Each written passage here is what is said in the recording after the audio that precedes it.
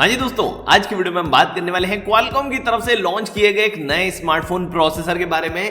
Qualcomm की तरफ से एक साथ चार नए स्मार्टफोन प्रोसेसर लॉन्च कर दिए गए हैं। Qualcomm Snapdragon 778G plus launch किया गया है, क्वालकॉम स्नैपड्रैगन 480 प्लस लॉन्च किया गया है, क्वालकॉम स्नैपड्रैगन 680 लॉन्च किया गया है एंड 695 लॉन्च किया गया है। 4 स्मार्टफोन प्रोसेसर लॉन्च किए गए हैं। इनमें से सबसे ज्यादा इंटरेस्टिंग जो स्मार्टफोन प्रोसेसर है वो है क्वालकॉम स्नैपड्रैगन 778G प्लस, क्योंकि 778G के ऊपर ऑलरेडी हमको 10-12 स्मार्टफोन ऑलरेडी देखने के लिए मिल चुके हैं।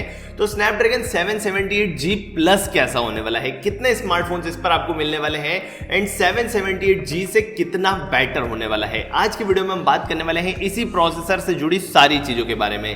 क्या क्या स्पेसिफिकेशंस है, क्या कुछ फीचर्स हैं, स्नैपड्रैगन 778G से कितना बेटर है, सारी चीज डिस्कस करेंगे। फटाफट से वीडियो को स्टार्ट कर लेते हैं, लेकिन वीडियो को स्टार्ट करने के पहले लाइक टारगेट सेट कर लेते हैं और लाइक टारगेट रखते हैं मात्र 400 लाइक्स का। आई होप आप कंप्लीट कर दोगे। फटाफट से वीडियो को स्टार्ट करते हैं। मेरा नाम है यश और प्रोटेक विलेज चैनल में आपका स्वागत है।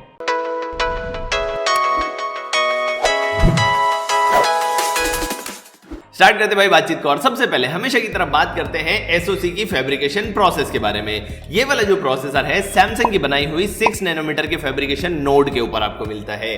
फैब्रिकेशन प्रोसेस, ये चीज तो आपको पता है, जितनी कम होगी प्रोसेसर उतना बेटर परफॉर्म करेगा, उतना एनर्जी एफिशिएंट रहेगा, हीट भी कम होगा।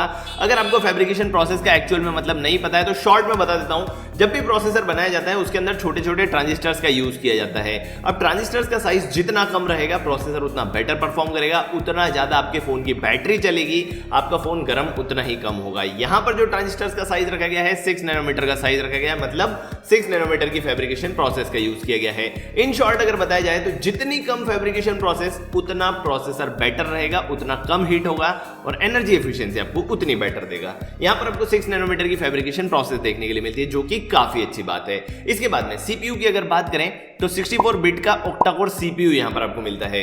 ऑक्टा कोर का मतलब क्या हो गया, टास्क डिस्ट्रीब्यूशन के लिए और मल्टीटास्किंग के लिए यहां पर आपको 8 कोर्स देखने के लिए मिलते हैं। 8 कोर्स का जो डिस्ट्रीब्यूशन किया गया है वो 1+3+4 की बिग लिटिल अप्रोच में किया गया है, मतलब 1 प्राइम कोर मिलेगा, 3 गोल्ड कोर मिलेंगे, 4 सिल्वर कोर्स यहां पर आपको देखने के लिए मिलेंगे। अब यहां पर सीपीयू आर्किटेक्चर की अगर बात करें तो पहला कोर जो यहां पर आपको दिया गया है वो यहां पर आपको मिलता है क्रायो 670। एक कोर मिलता है क्रायो 670 प्राइम वाला, जहां पर आपको क्लॉक स्पीड मिलती है 2.5 गीगाहर्ट्ज की। 3 कोर यहां पर आपको मिलते हैं क्रायो 670 गोल्ड वाले, क्लॉक स्पीड यहां पर आपको मिलती है 2.2 गीगाहर्ट्ज की एंड 4 कोर मिलते हैं यहां पर आपको क्रायो 670 सिल्वर वाले, जहां पर क्लॉक स्पीड आपको मिलती है 1.9 गीगाहर्ट्ज की। सीपीयू आर्किटेक्चर बढ़िया है एंड स्नैपड्रैगन 778G से थोड़ी सी क्लॉक स्पीड बढ़ाई गई है प्राइम कोर्स के अंदर, बाकी सारी जो है वो एक जैसी मिलती है। केवल प्राइम कोर 778G में आपको 2.4 गीगाहर्ट्ज पर मिलता था, यहां पर उसको बढ़ा करके 2.5 गीगाहर्ट्ज कर दिया गया है। उसी के अलावा अगर बात करें क्रायो 670 के बारे में तो क्रायो 670 जो कोर्स है वो आर्म कॉर्टेक्स A78 और A55 से मिलकर बने होते हैं। तो यहां पर जो सीपीयू परफॉर्मेंस आपको मिलने वाली है वो काफी बढ़िया और काफी स्टेबल आपको मिलने वाली है। अब गेमिंग ग्राफिक्स की अगर बात करें तो यहां पर गेमिंग ग्राफिक्स को संभालने के लिए वही वाला Adreno 642L जीपीयू मिलता है। ये वाला जो जीपीयू है 6 नैनोमीटर पर बना हुआ जीपीयू है एंड बढ़िया गेमिंग की परफॉर्मेंस आपको निकाल के देता है। हालांकि clock speed Snapdragon 778G plus के साथ में क्या मिलने वाली है ये चीज क्वालकॉम की तरफ से रिवील नहीं करी गई है, लेकिन 778G के कंपैरिजन में थोड़ा सा ओवरक्लॉक जीपीयू यहां पर आपको देखने के लिए मिल सकता है। तो गेमिंग की जो परफॉर्मेंस है स्नैपड्रैगन 778G के कंपैरिजन में थोड़ी सी और बेटर यहां पर आपको देखने के लिए मिल सकती है। इसके बाद में बात करते हैं रैम सपोर्ट के बारे में। तो यहां पर आपको डुअल चैनल LPDDR4X और LPDDR5 दोनों टाइप की रैम का सपोर्ट मिलता है। अगर LPDDR4X रैम का यूज किया जाता है तो 2133 मेगाहर्ट्ज की रैम फ्रीक्वेंसी आपको मिलती है। अगर LPDDR5 रैम का यूज किया जाता है तो 3200 मेगाहर्ट्ज की यहां पर आपको रैम फ्रीक्वेंसी मिलती है। एंड मैक्सिमम रैम साइज की अगर बात करें तो 16 GB तक का रैम साइज यहां पर आपको मिल जाता है, जो कि काफी अच्छी बात है। रैम सपोर्ट यहां पर आपको बढ़िया देखने के लिए मिलता है। स्टोरेज सपोर्ट की अगर बात करें तो eMMC 5.1 से लगा करके UFS 3.1 तक सारी स्टोरेज टाइप का सपोर्ट मिलता है।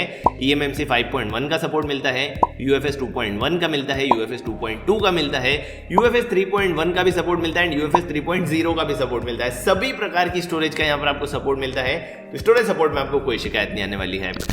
इसके बाद में कैमरा सपोर्ट की अगर बात करें, इमेज सिग्नल प्रोसेसर की अगर बात करें, तो यहां पर आपको Qualcomm Spectra 570 ISP दिया गया है। Spectra 570 इमेज सिग्नल प्रोसेसर है और ये वाला जो ISP है ये 14 बिट का ट्रिपल ISP है।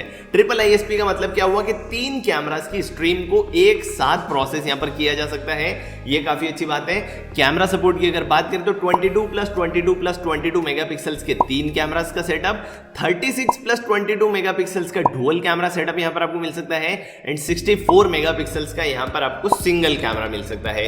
इन तीनों सेटअप के साथ में आपको MFNR एंड ZSL का सपोर्ट मिल जाता है एंड मैक्सिमम कैमरा साइज यहां पर आपको मिलता है 192 मेगापिक्सल्स तक का। तो camera support and ISP solid यहां पर आपको मिलते हैं। बढ़िया यहां पर इमेज प्रोसेसिंग होने वाली है, इमेज क्वालिटी जो रहेगी इस प्रोसेसर के साथ में बढ़िया आपको मिलने वाली है। इसके बाद में अगर बात करें वीडियो कैप्चर रेजोल्यूशन की, तो 4K वीडियो रिकॉर्ड किए जा सकते हैं 30 FPS पर, 1080 पिक्सल्स वाले वीडियो रिकॉर्ड किए जा सकते हैं 120 FPS तक, तो ये काफी अच्छी बात है। 8K रिकॉर्डिंग का ऑप्शन नहीं मिलता है, 4K रिकॉर्डिंग 30 FPS पर मिलता है, 60 FPS पर तक भी जा सकता है एंड 1080 पिक्सल्स आपको मिलता है 240 FPS तक। उसके बाद में अगर बात 120 FPS तक और 720 पिक्सल्स मिलता है 240 FPS तक, तो वीडियो कैप्चर रेजोल्यूशन भी यहाँ पर आपको काफी अच्छा मिल जाता है। इसके बाद में अगर बात करें डिस्प्ले सपोर्ट के बारे में, तो यहां पर आपको 4K डिस्प्ले का सपोर्ट नहीं मिलता है। एक्सटर्नल डिस्प्ले आप 4K कनेक्ट कर सकते हैं, लेकिन मैक्सिमम ऑन डिवाइस यहां पर आपको फुल HD प्लस डिस्प्ले का सपोर्ट मिलता है and full HD plus display का रेजोल्यूशन आपको मिलता है 2520x1080 पिक्सल्स का।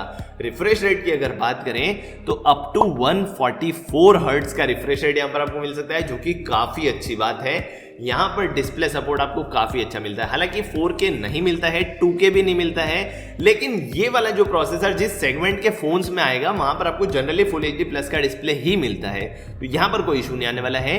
बढ़िया डिस्प्ले सपोर्ट यहां पर आपको मिल जाता है। उसके बाद में यहां पर अगर मॉडेम की बात करें तो Qualcomm Snapdragon X53 5G modem यहां पर आपको मिलता है। ये वाला जो मॉडेम है 3.3 Gbps के आसपास आपको डाउनलोड स्पीड देता है एंड 1.2 Gbps के आसपास यहां पर आपको अपलोड स्पीड मिलती है।